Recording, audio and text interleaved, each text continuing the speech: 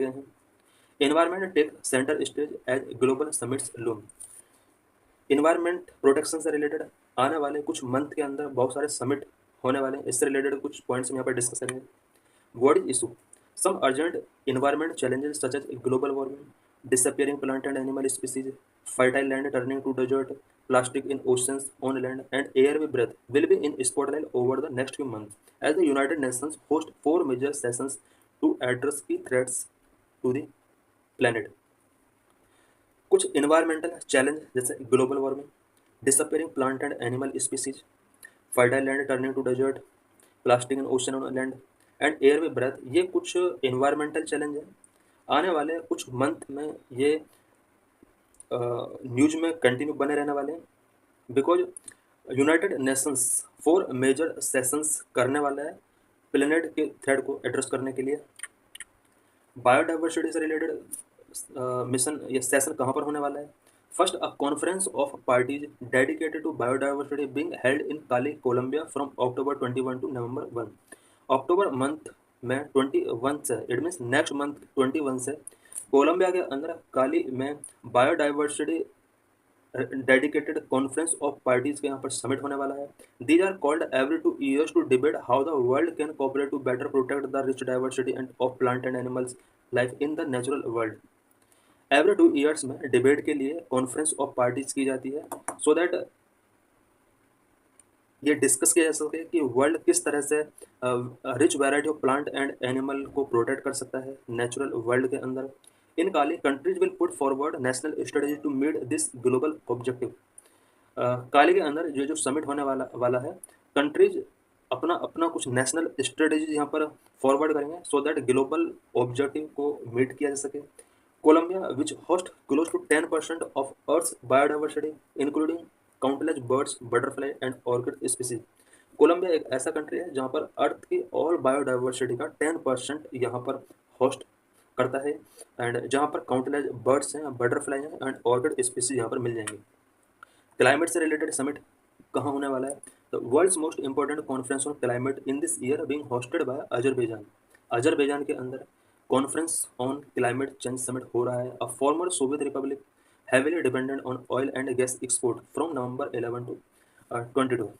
Azerbaijan के अंदर नवंबर 11 से 22 तक यहाँ पर conference on climate change summit होने वाला है।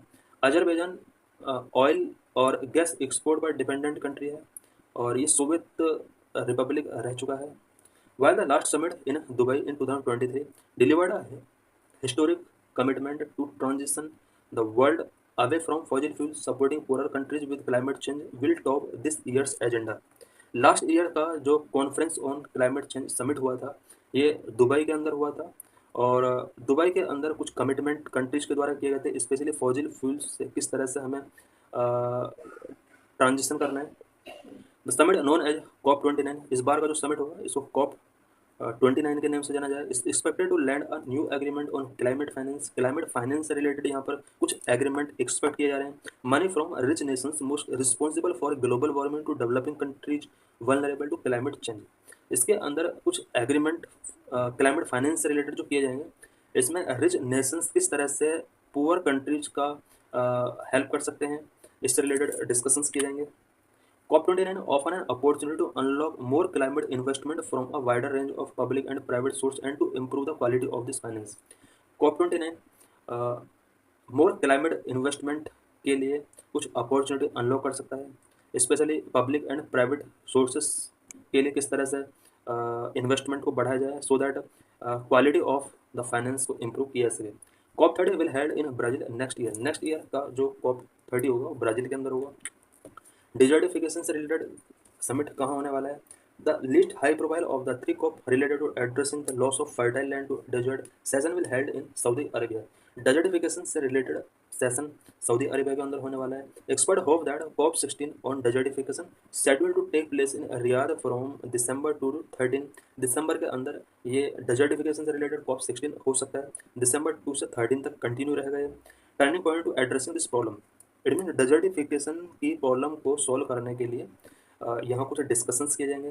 Drought and human activity like overgrazing can result in desertification of process mainly in dry areas where land degrades and becomes unproductive. Dry areas के अंदर जो डेजर्टिफिकेशन को motivation मिलता है वो human activities like overgrazing, ये सब activities हैं। ओवर ग्रेजिंग है या फिर डिफॉरेस्टेशन है। ये कुछ एक्टिविटीज़ हैं जहाँ पर डेजर्टिफिकेशन को यहाँ पर बूस्ट मिलता है और लैंड डिग्रेडेशन होता है इसकी वजह से, जिसकी वजह से लैंड अनप्रोडक्टिव हो जाती है। प्लास्टिक पॉल्यूशन से रिलेटेड समिट कब होने वाला है? In 2022, some 175 nations agreed to fast-track negotiations towards a world first treaty on plastic pollution.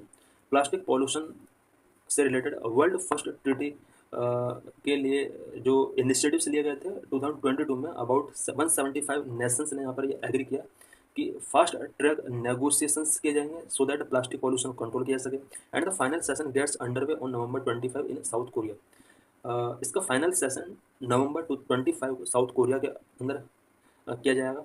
The treaty aims to marshal an international response to plastic trash choking the environment from oceans and rivers to mountain and C.